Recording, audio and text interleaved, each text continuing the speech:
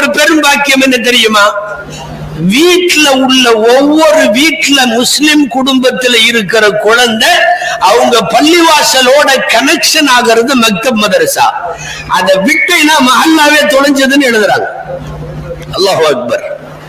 ஒரு பெரிய கனெக்டிவிட்டி. ஆய்வு செய்து இந்த விஷயத்தை நாம் விளங்க வேண்டும். சாதாரண விஷயம் அல்ல. உலகத்தில் எந்த சமயத்திலேயும் இந்த பாக்கியம் இல்லை. ஏதாவது ஒரு சமயத்துல அந்த வீட்டினுடைய குழந்தை அதனுடைய வழிபாட்டு தளத்திற்கு அவர்கள் இணைக்கப்படுகிறார்களா? அந்த கனெக்டிவிட்டி இருக்கிறதா? இல்லவே இல்லை.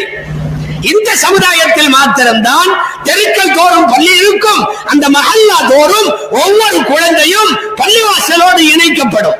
ஏதேனும் ஒரு வக்துக்காவது கையில் ஒரு ஜூஸை தூக்கி கொண்டு, ஒரு அலிபட்டையை தூக்கி கொண்டு, குர்ஆனை ஏந்தி கொண்டு மதரசாவிற்கு வந்து போகும் அல்லவா?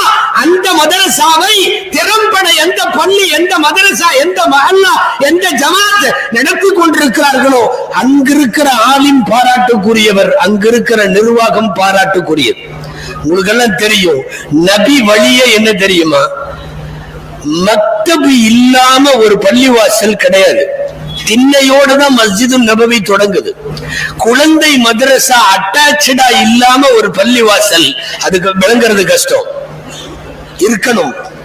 அந்த நிர்வாகம் தவறு செய்கிறார்கள், அந்த ஆலிம் பொறுப்பில்லாமல் இருக்கிறார் என்று பொருள்.